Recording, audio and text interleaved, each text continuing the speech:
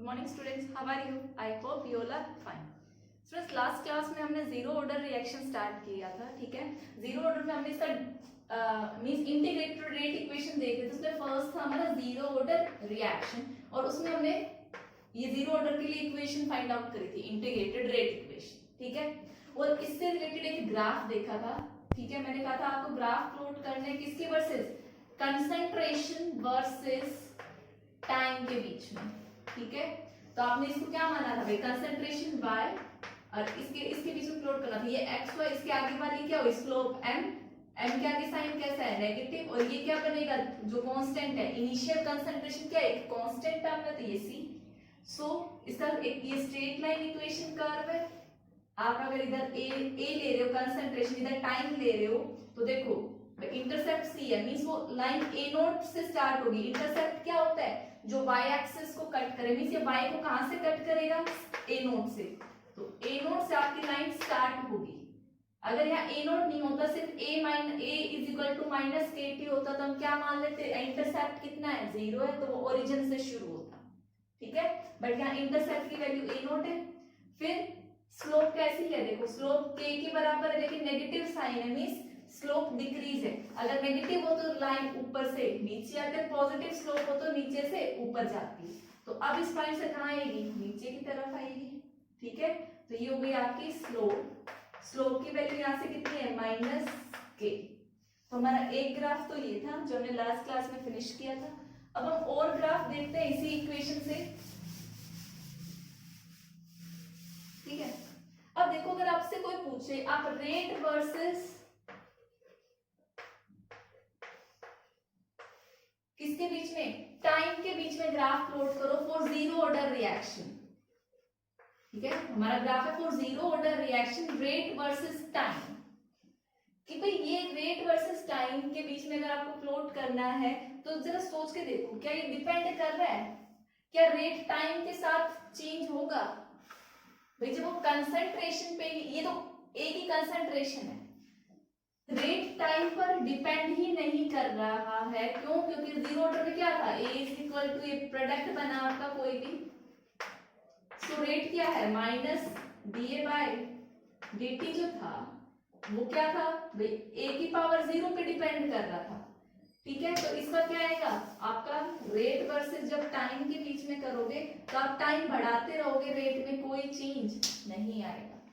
Similarly अगर आप rate versus concentration का देखो, रेट वर्सेस कंसंट्रेशन, देखो भाई अब रेट है, कंसंट्रेशन है, जीरो ऑर्डर का मतलब क्या है कि रेट डिपेंड ही नहीं करता, 0 पावर पे डिपेंड करता है रिएक्टेंट की पे, ठीक है। भाई हमने क्या लिखा था, रेट रिएक्टेंट की 0 पावर पे डिपेंड करता है। जब 0 वैल्यू है तो क्या रेट कंसंट्रेशन के साथ चेंज होगा, नहीं होगा।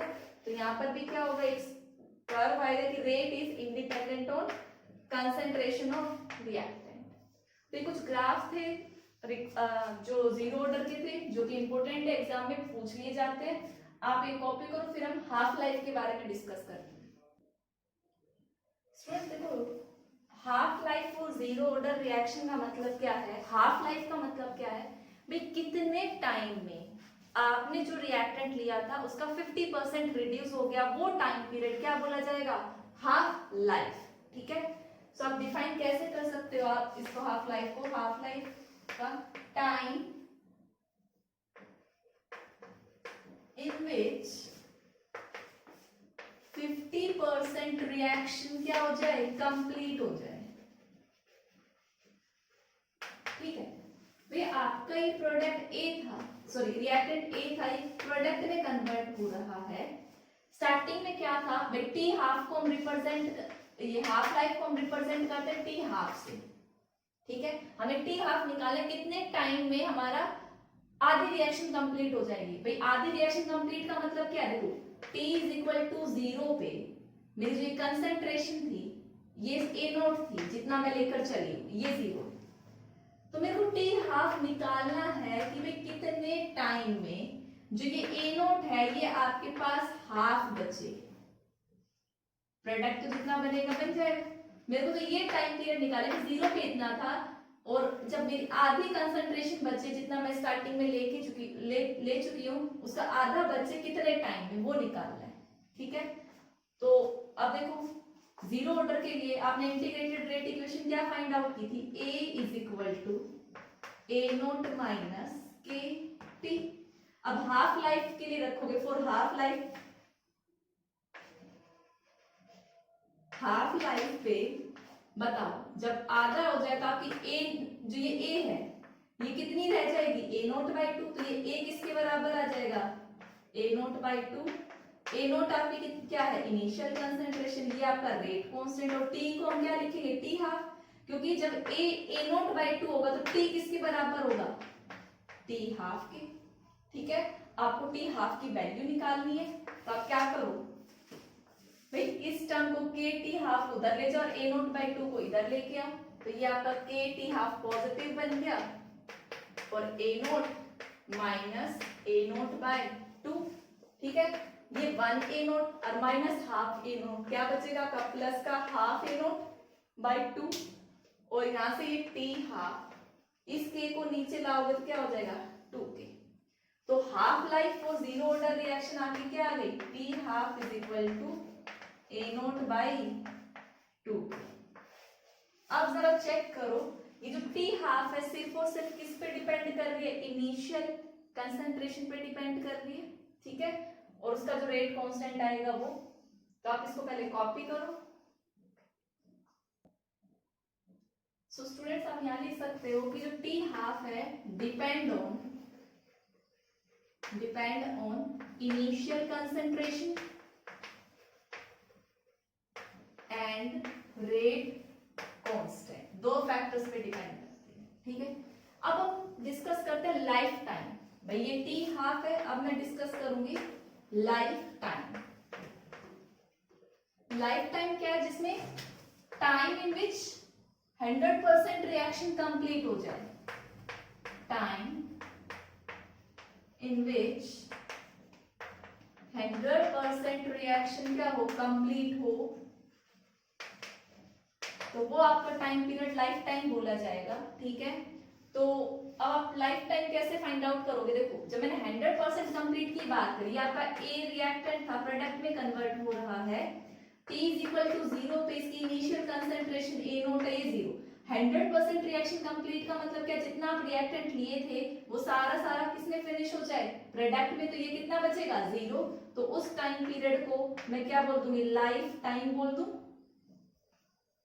इसको आप लिख दो टी लाइफ टाइम। ये आपको फाइंड आउट करना है, टी लाइफ टाइम पे ए की कंसंट्रेशन क्या हो जाएगी, 0, और यहाँ पे आपका प्रोडक्ट बन गया होगा। ठीक है, तो आपको यही वैल्यूज पुट करनी है आप इंटीग्रेटेड रेट इक्वेशन में। सो आपकी इंटीग्रेटेड रेट इक्वेशन थी A is equal to A naught minus के टी।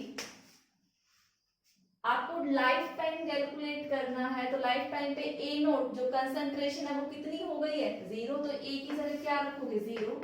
ये आपकी स्टार्टिंग की कंसंट्रेशन माइनस के, और ये क्या बन गया, टी लाइफ टाइम। ठीक है, इसको इधर लेके आओ तो क्या हो जाएगा, K T life time is equal to A naught, तो टी लाइफ टाइम कितना आ गया आपका, ए नोट बाई के। कितनी बात समझ में आई, तो आप पहले इसको कॉपी करो।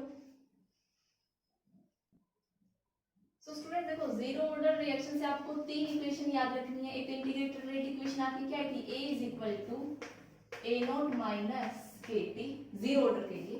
टी हाफ हमने क्या कैलकुलेट किया था, ए नोट बाय 2k, और टी लाइफ टाइम क्या कैलकुलेट किया है, टी लाइफ टाइम आपने कैलकुलेट किया था ए नोट बाय के।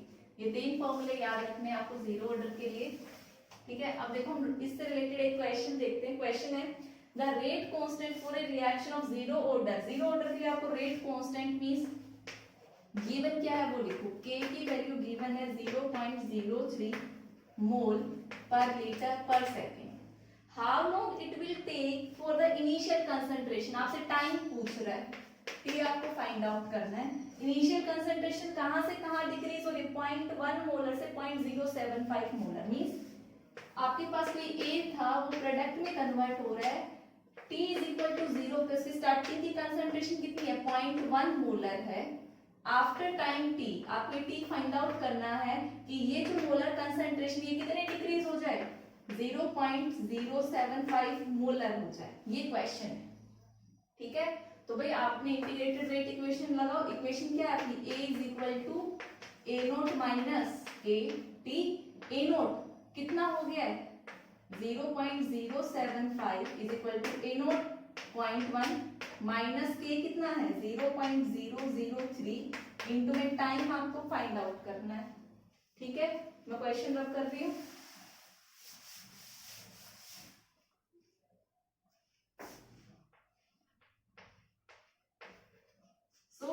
इस टर्म को इधर ले आओ और इसको उधर लेके चले जाओ, इधर इसको लाओगे तो 0.003 t 0.1 माइनस 0.075 कितना बचेगा आपका 0.025 बचेगा। ये आपका टाइम पीरियड 0.3 को इसके नीचे लेके जाओ 0.003 को। ठीक है, तो ये कैंसिल कर दो। अब इसको कितने से डिवाइड करोगे 3 से, तो टाइम पीरियड कितना आ जाएगा, कितने से जाएगा 3 8 जब 8.3 समथिंग आएगा। ठीक है, 8.3 सेकेंड टाइम पीरियड आएगा कि इतने टाइम पीरियड में आपकी इतनी कंसंट्रेशन पहुंच जाएगी। ठीक है, तो न्यूमेरिकल था, आप इसको कॉपी करो।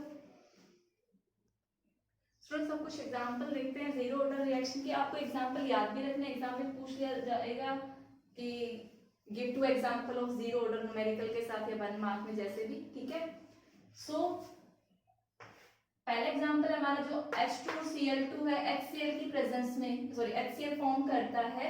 अगर मैं इसका रेट देखूं तो रेट के ना तो H की पावर पे डिपेंड करेगा, ना H2 की कंसंट्रेशन पे डिपेंड करेगा और ना Cl2। ये जीरो ऑर्डर की रिएक्शन रिएक्टेंट की कंसंट्रेशन टर्म पे डिपेंड भी नहीं करता। सिमिलरली N2O का जो डिकम्पोजिशन होता है प्लैटिनम सरफेस पे, ये भी क्या होता है रेट इज इक्वल टू के इंडिपेंडेंट ऑफ N2O की कंसंट्रेशन। सिमिलरली आपका अमोनिया है, decomposition of ammonia over molybdenum. ठीक है, मोलिब्डेनम कैटलिस्ट की तरह काम कर रहा है, सरफेस प्रोवाइड कर रहा है, तो इसका डिकम्पोजिशन भी किसका एग्जांपल है जीरो ऑर्डर का एग्जांपल है। तो आप इनको कॉपी करो। Students, our next integrated rate equation is for first order reaction। देखो फर्स्ट ऑर्डर रिएक्शन क्या होगी कि ऐसी रिएक्शन जिसका रेट रिएक्टेंट की पावर, रिएक्टेंट की जो कंसंट्रेशन की जो पावर उस पर 1 पे डिपेंड करे। फॉर एग्जांपल आपका कोई रिएक्टेंट A है, वो किस में कन्वर्ट हो रहा है, आपका प्रोडक्ट में कन्वर्ट हो रहा है। ठीक है, प्रोडक्ट में कन्वर्ट होगा तो देखो जो रेट है according to rate law expression देख लो पहले। According to rate law expression, rate law क्या बोलेगा कि जो रेट है rate is equal to K A की पावर 1 पे डिपेंड करेगा। तो कौन से ऑर्डर की रिएक्शन होगी, फर्स्ट ऑर्डर की रिएक्शन होगी। और दूसरा हम देखें रेट क्या होगा, अगर मैं ए के टर्म्स में बात करूं minus D A by D T. अब दोनों इक्वेशन से रेट आ रहा है तो आप दोनों को इक्वेट कर सकते हो।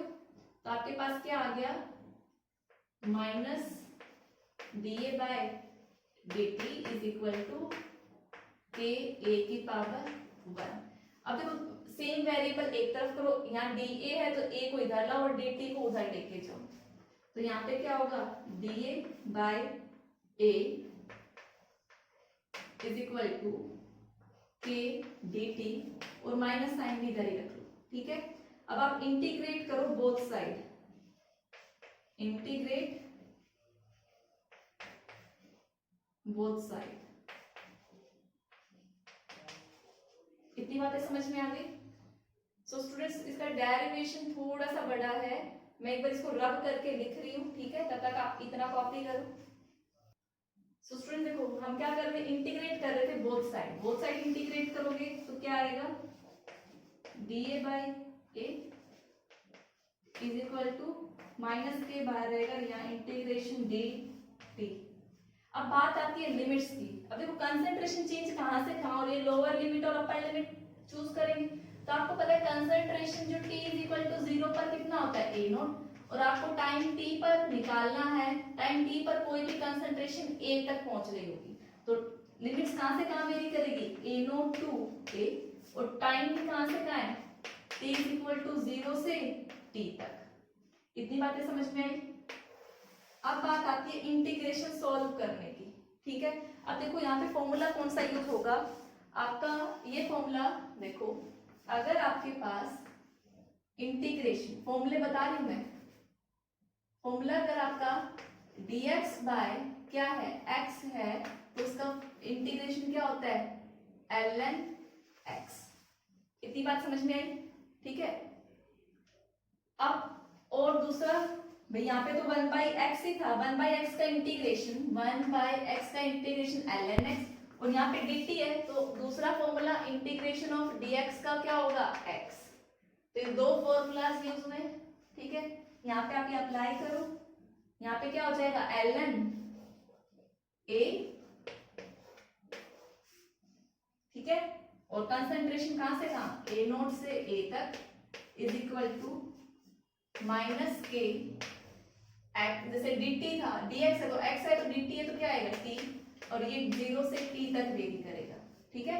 ये फॉर्मूला यूज हुए, आपने जस्ट इसका इंटीग्रेशन किया है, आपके पास ये आया, वैल्यूज पुट कर दो, ln a minus ln a naught is equal to minus के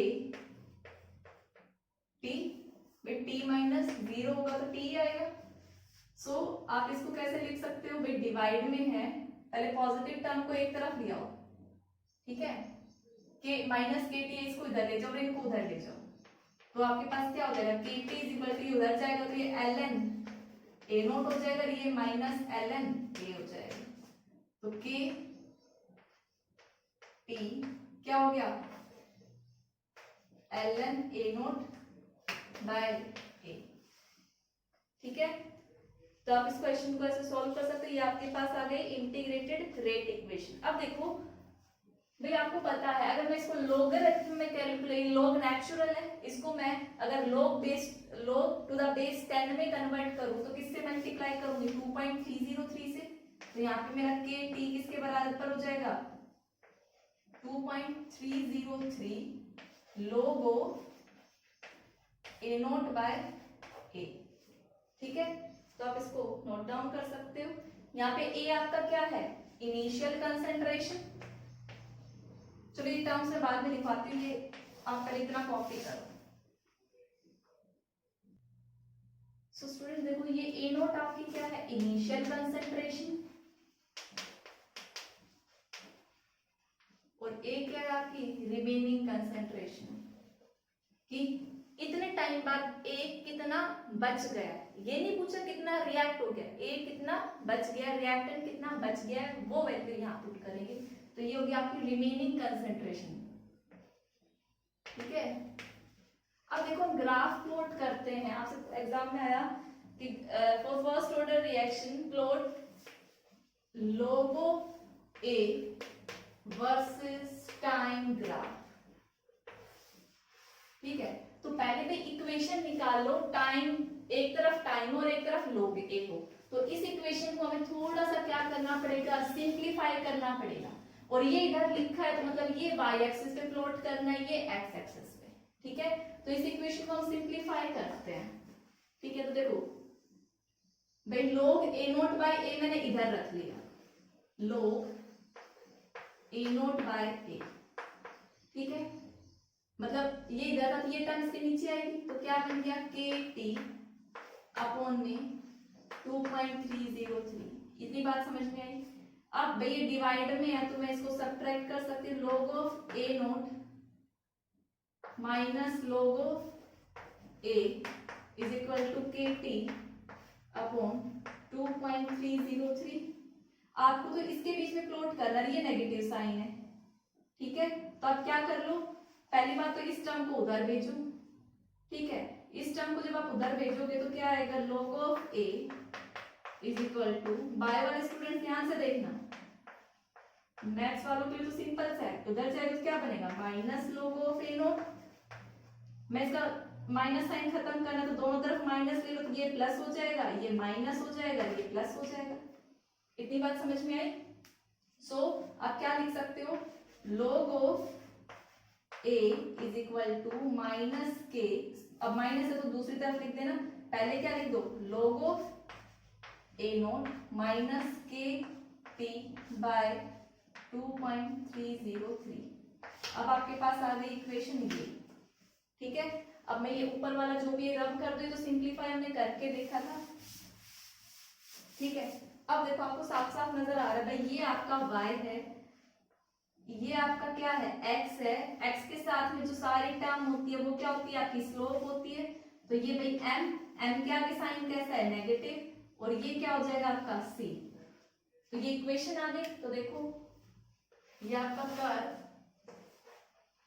log of a versus time देखना था, intersect c, log a naught से शुरू है, मतलब ये यहाँ पे y पे कट करेगा, कितनी वैल्यू पे, ये वैल्यू कितनी होगी, log ऑफ a नॉट। अब देखो स्लोप चेक करो, नेगेटिव है तो कहाँ जाएगा, नीचे की तरफ, देखिए नीचे की तरफ। यहाँ पे स्लोप की वैल्यू कितनी हो गई आपकी, slope is equal to minus K by 2.303, ये चीज याद रखना, ठीक है। तो ये हमारी थी फर्स्ट ऑर्डर रिएक्शन, और उसका एक ग्राफ दिखा है, तो आप इसको नोट डाउन कर सकते हो। सो स्टूडेंट्स, जैसे हमने जीरो ऑर्डर के लिए हाफ लाइफ निकाला, वैसे हम फाइंड आउट करेंगे फॉर फर्स्ट ऑर्डर रिएक्शन। भाई हाफ लाइफ की डेफिनेशन तो वही होनी है कि रिएक्टेंट जहां हमारा 50% कन्वर्ट हो जाए प्रोडक्ट में, 50% रह जाए, तो वो टाइम पीरियड निकालना है कि ऐसा फर्स्ट ऑर्डर के लिए कितने टाइम पीरियड पे होगा, ठीक है।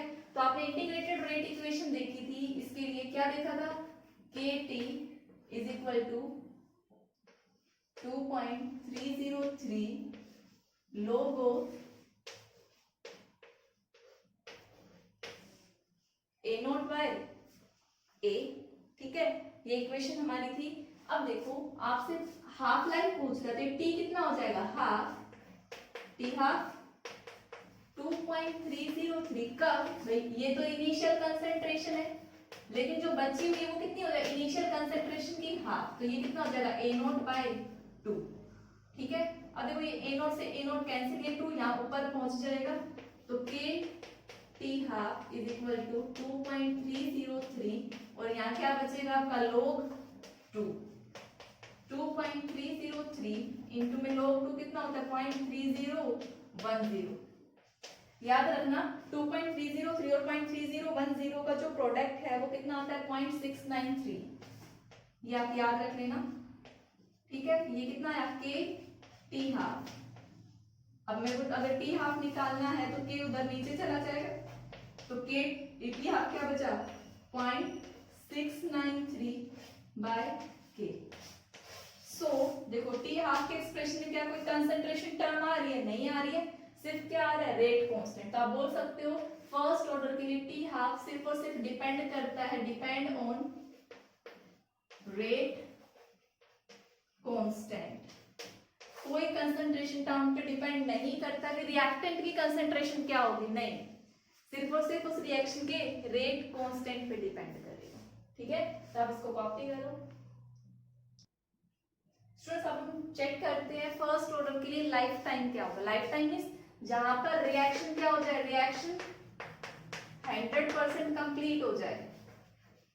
100% रिएक्शन कंप्लीट होने का मतलब जो आपका ए था, ये प्रोडक्ट में जो कन्वर्ट हो रहा था, अगर स्टार्टिंग में T0 पे इसकी कंसंट्रेशन A नॉट है, तो कुछ टाइम बाद जो T लाइफ टाइम बोलेंगे, जो T लाइफ टाइम वो कितना हो जाए, A नॉट किस में कन्वर्ट हो जाए, 0 में। तो देखो आपकी इंटीग्रेटेड रेट इक्वेशन क्या थी, KT is equal to 2.303 log A naught by A। Students ये याद रखना कि A नॉट ऊपर है या A नीचे है, ठीक है। काफी बच्चे मिस्टेक कर देते हैं यहाँ पर कि ये क्या बन गया आपका T life time, T life time को T इंफिनिटी भी लिख देते हैं काफी बार ऐसे, ठीक है। चलो T इंफिनिटी नहीं, हम यही कंसीडर करेंगे T life time, T life time. अब देखो 2.303 log भाई ये तो A नॉट है, बट ये टर्म कितनी हो गई आपकी 0। अब देखो कोई भी डिवाइड में जीरो होता है तो उसका आंसर क्या आएगा, इनफाइनाइट आएगा। तो ये जो टी लाइफ टाइम है भाई, के टी लाइफ टाइम, इसकी वैल्यू कितनी आई, जीरो, और ये भी जीरो, के बाई कुछ भी कर दो तो टी, यहाँ पे जो टी 100% लिख दो या फिर टी लाइफ टाइम लिख दो, टी लाइफ टाइम कितना आ रहा है, इनफाइनाइट आ रहा है। इनफाइनाइट का मतलब क्या इंडिकेट कर रहा है कि जो आपकी फर्स्ट ऑर्डर की रिएक्शन है वो कभी कंप्लीट होगी ही नहीं। आप लिख सकते हो first order reaction never complete. हमने क्यों, क्योंकि लाइफ टाइम कैलकुलेट करके देखा वो कितना आ रहा है, टी इंफिनिटी आ रहा है, तो इसका मतलब यही है। बट जीरो ऑर्डर हमने देखा था कंप्लीट हो जाती है, तो आप यहां लिख सकते हो first order reaction never complete. जबकि आपकी जो जीरो ऑर्डर की रिएक्शन थी, जीरो ऑर्डर रिएक्शन क्या होती है, कंप्लीट होती है। कितने टाइम में, कितना टाइम देखा था आपने, टी 100% बोल दो, टी लाइफ टाइम बोल दो, is equal to A naught by K time period. तो ये ऑब्जेक्टिव क्वेश्चन यहाँ से बन सकता है, ठीक है। तो स्टूडेंट्स आज हमने जीरो ऑर्डर कंप्लीट किया और फर्स्ट ऑर्डर की integrated rate equation, half life और लाइफ टाइम फाइंड आउट की, एक ग्राफ भी देखा था। लेकिन अभी बहुत सारे ग्राफ रहते हैं related to the first order reaction और न्यूमेरिकल पार्ट, जो कि हम कल की क्लास में डिस्कस करेंगे। आज आपको क्या करना है, जीरो ऑर्डर से रिलेटेड क्वेश्चंस की प्रैक्टिस करनी है, जो भी बुक आपके पास हो उससे, और फर्स्ट ऑर्डर रिएक्शन के ये डेरिवेशन देखना है for integrated rate equation for first order reaction, half life and life time for first order reaction. So students, that's all for today's lecture. Thank you and have a nice day.